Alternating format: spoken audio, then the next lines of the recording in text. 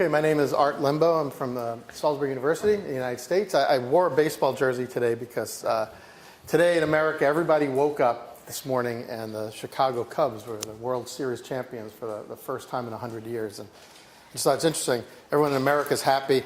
Next Wednesday, we're going to wake up and it's going to be a different story. So at least we'll celebrate now. So I want to talk to you about some work I've done with generating with some students for creating a plugin for parallel processing for terrain analysis. I love this quote from Seymour Cray. If you've heard of the Cray computer, right? If you were plowing a field, which would you rather use? 2 strong oxen or 1,024 chickens? So this is the idea of parallel processing.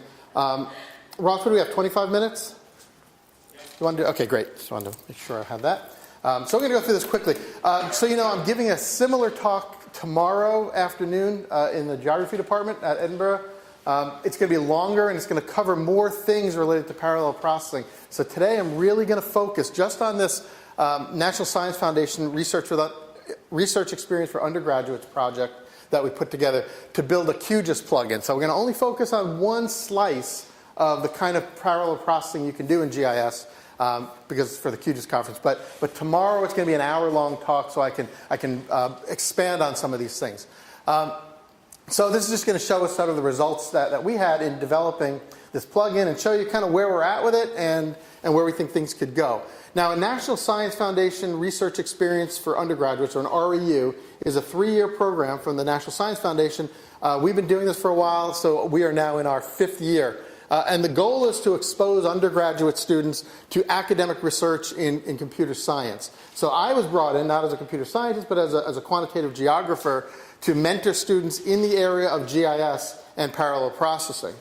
So the topic I came up with was to say, well, can we parallelize certain GIS operations? Now, quick background, I'll get more into this tomorrow evening in the talk, but back in 1971, Ted Hoff designed the Intel 4004 chip, which was a microprocessor, which he's holding there. They sold it to a Japanese company called Bizicomp. They were a calculator company. Then they realized, oh my gosh, look at what we have here. They asked if they could buy back the rights, and the company said, sure, why not, for $60,000. That chip is actually on the Pioneer space satellite, or what would you call it, platform. So it's been in operation for longer than many people have been alive. And you can just see some information about the number of transistors and what we have now in a quad-core type computer. So just tremendous amount. But the ability for them to create a transistor really killed off the whole time-sharing idea and began the computer revolution. Now, one of his colleagues, one of the guys that formed Intel Corporation, was named Gordon Moore, and he has a term that was called Moore's Law. And the idea was that every 18 months we will see computers double in their processing and their processing speed. And that related to the number of transistors that could be put onto a chip. And again, as things got smaller, they got faster. This held true, although it wasn't really every 18 months. It was about every 24 months. We saw a doubling in computer speed until we got to a spot where it just stopped happening. We were no longer, so you always could wait, right? You're thinking about buying computers, so well, let me wait 6 months. They're going to be, these ones are going to be cheaper because the ones that are twice as fast are going to be just a little bit more expensive. But we did hit a problem, and again, we'll get into it more in another talk, but basically it's heat. There's only so much heat we can dissipate from the computer before we're going to burn it out. So that's why you've seen friends of yours who are gamers might have overclocked their computers and then use water to cool it down. Other problems they had was just radio communications. I mean, things travel, the speed of light is pretty fast, but computers are getting so fast that where things are located, the speed of light was actually becoming a limiting factor. That's why these big parallel processing machines are shaped in curves. They're trying to actually minimize their transport time. So this was so there became a problem where we just could no longer get computers faster, or to get a little bit of speed out required an enormous amount of money. So they kind of hit a limit there. So the idea was then to parallelize things. So you can see this idea that we'll put 2 dies on an individual chip for like a quad core or core 2 duo. So the chips now actually have the multiple processors on it. So the idea is, can we now make use of parallelizing it, because we just can't get the computers to go faster because they're too hot and we can't cool them down. So this was a good start, but one of the problems is 64-bit processing was just getting traction. In fact, we know some of our friends in the commercial GIS sector have just barely gotten into 64-bit computing, right? They'll take a 32-bit app and run it in a 64-bit operating system, but it's just starting to come around after all these years in 64-bit processing. It's also really difficult to code. We'll talk a little bit about this later. And then parallel coding is really hard. The other problem is we want these computers to run faster to do our terrain modeling. But nobody cares what we have to say, right? Because we're just a small little group. But what really helped is the gaming community. The gaming community said, we want really fast computers. Who cares? Well, a lot of people care because this is an older slide. When Grand Theft Auto came out, that game, they made $500 million in their opening week. Spider-Man 3 and Pirates of the Caribbean 3, right, World's End, made half of that. All of a sudden, these gaming companies were sort of the top dog on the market. And they said, you make things faster for us.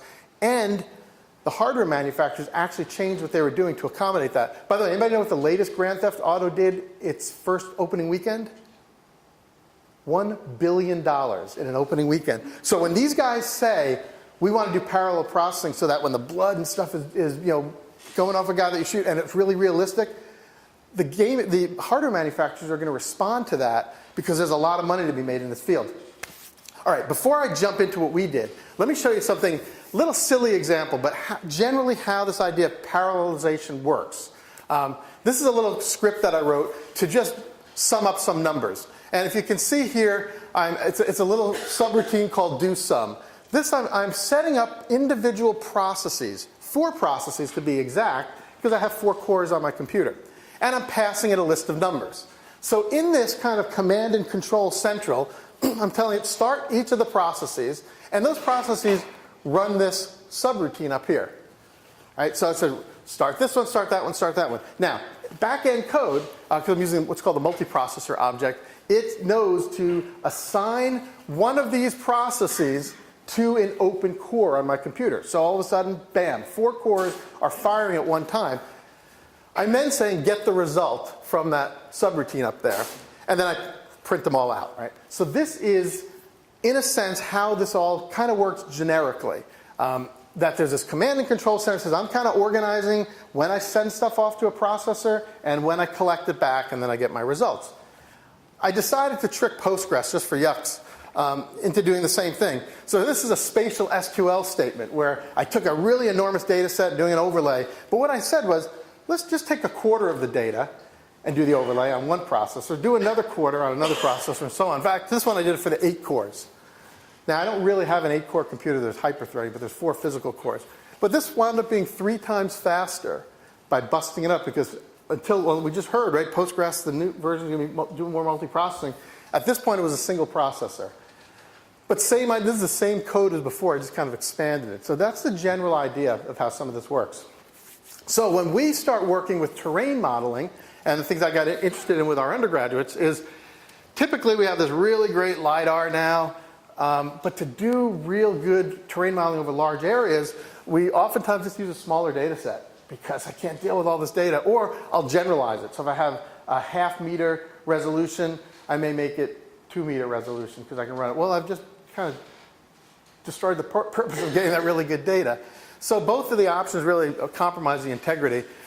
So we can invest in clusters, or we can begin to look at some other ways of doing this that are cheaper. So here's the background again. 3 terms, just to be familiar with. Parallel processing. So this is where the program allows multiple computations to occur concurrently. You saw that in the little script I wrote. I just said, sum up these numbers, each independently of one another. In one clock cycle, we're doing 4 computations at one time.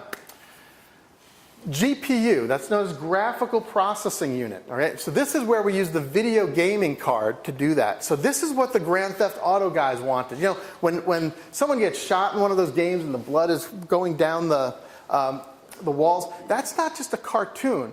They're using physics-based modeling to make this stuff realistic. So part of what GPU does for the graphics card is it can make graphics run really fast.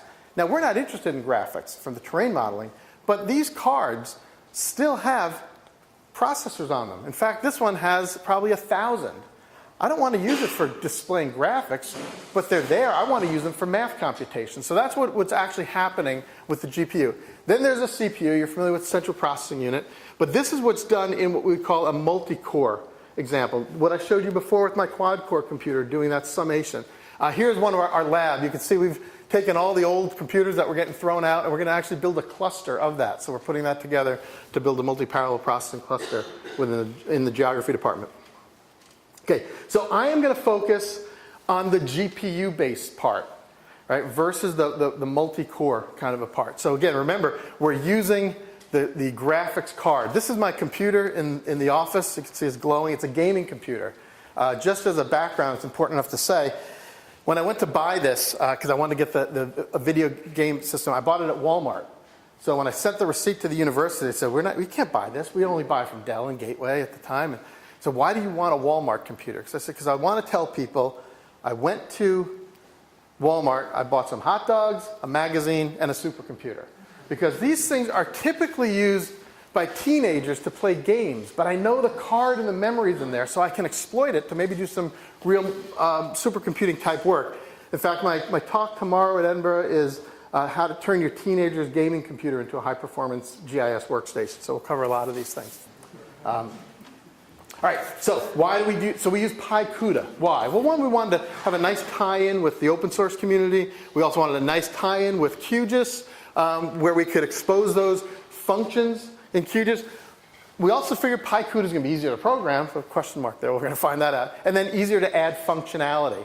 So CUDA is a language that a lot of us are using, and rather than writing in C++, we thought, well, CUDA can kind of get this done, this would be great.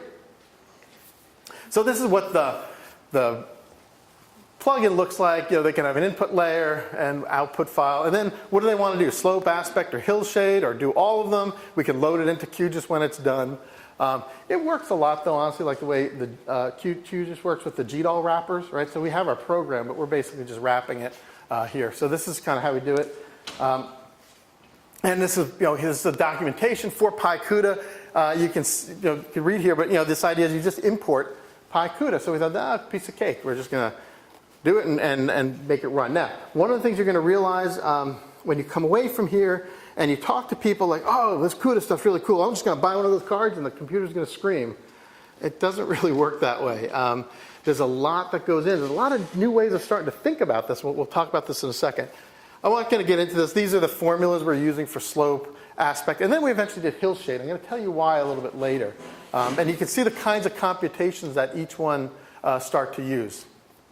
And they are all what we call embarrassingly parallel. Now what I mean by that, you see that 3 by 3 kernel. So we're going to compute slope for the center cell. And these are like formulas out of like Paul Bolstad's book or somebody like that. Whatever's happening in cell E, doesn't matter what's happening anywhere else, right? We're not dependent upon anything. So in this case, it's embarrassingly parallel. Everything happens independent of everything else. So every raster, every pixel can be processed, and we don't have to worry about what's happened on another pixel. So that's why we say it's embarrassingly parallel, basically to say it would be embarrassing not to try this in a parallel function because there's no interdependencies. So we did it for an entire county. We looked at our elevations. We generated slope, aspect, and hill shade. So lots and lots of data as we developed this. Go here. All right, so how does it work? It's a multi-stage process. Basically, we have a scheduler. That's that command and control I talked about earlier, right? We're kind of managing everything together. We then take data that's on the disk, and that data from the scheduler is firing off all these other things, just like in my little example code, I was firing off processes.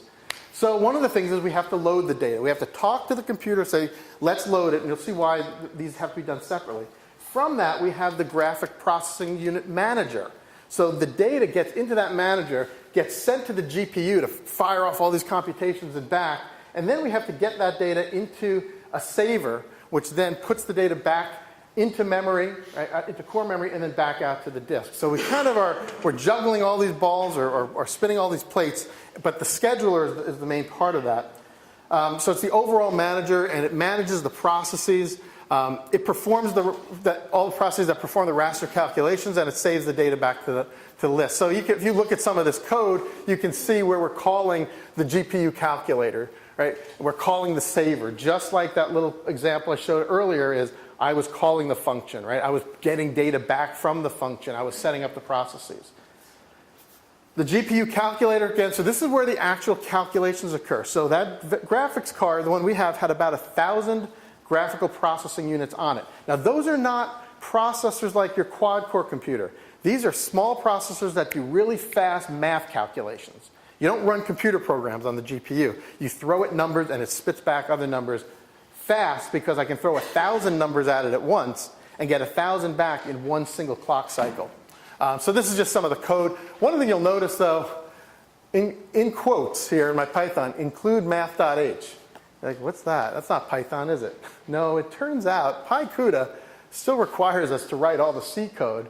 It's just we have to put it in quotes and pass it on in. So that's why I had that question mark. So it's not as easy as we thought going in. And we designed this so that we can use any 3x3 kernel. So here you can see, this is all that's written to do aspect. And this is all that's written to do slope. Remember that function I wrote? I was just summing up numbers. Same thing here. The important part is the scheduler to say, all right, take chunks of this data and blast it onto the cards and let these little, really short subroutines start to lead the way.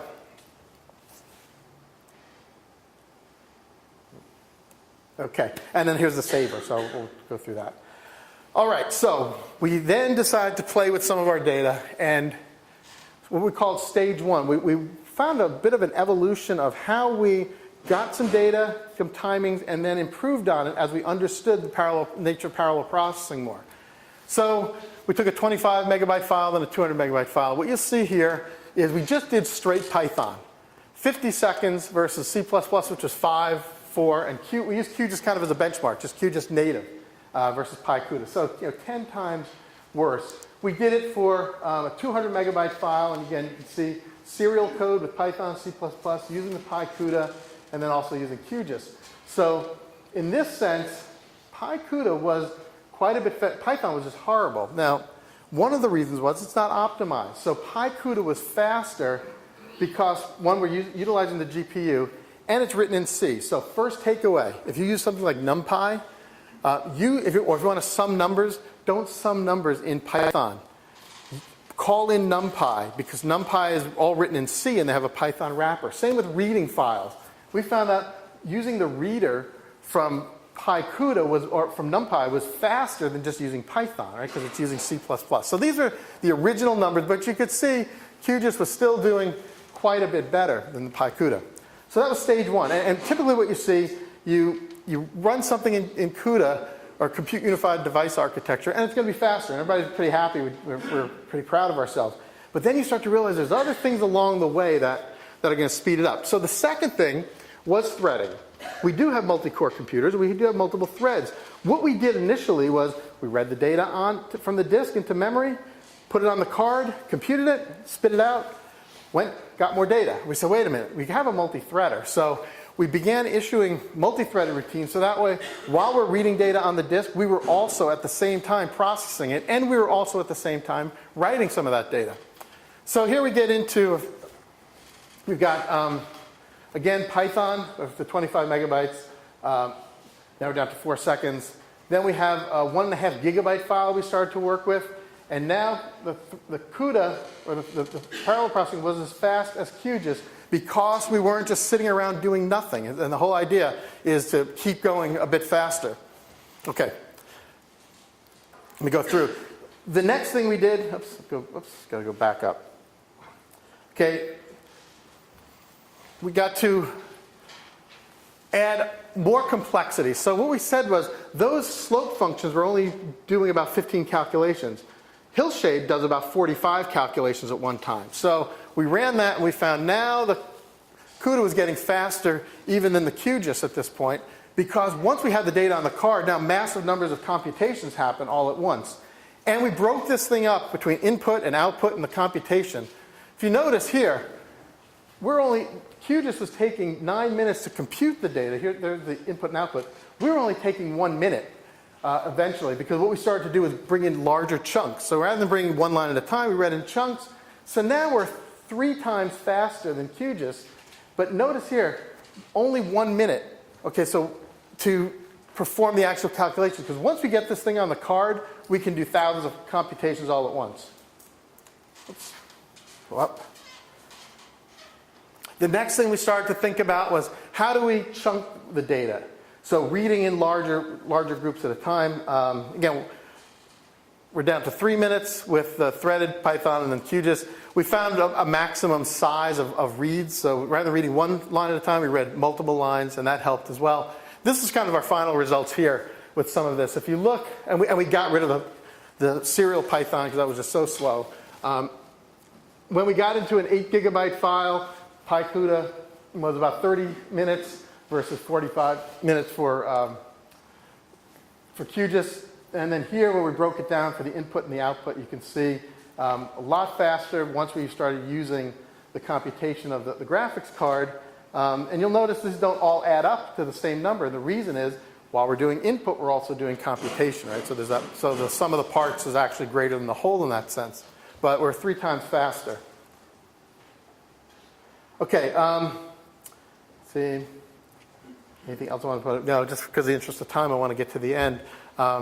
The output took a lot longer for us. So the main issue we're trying to deal with is, how do we shave output time? But what we noticed, I'll just go back to this one really fast. This was using the slope data, 1.5 gigabytes, 9 seconds.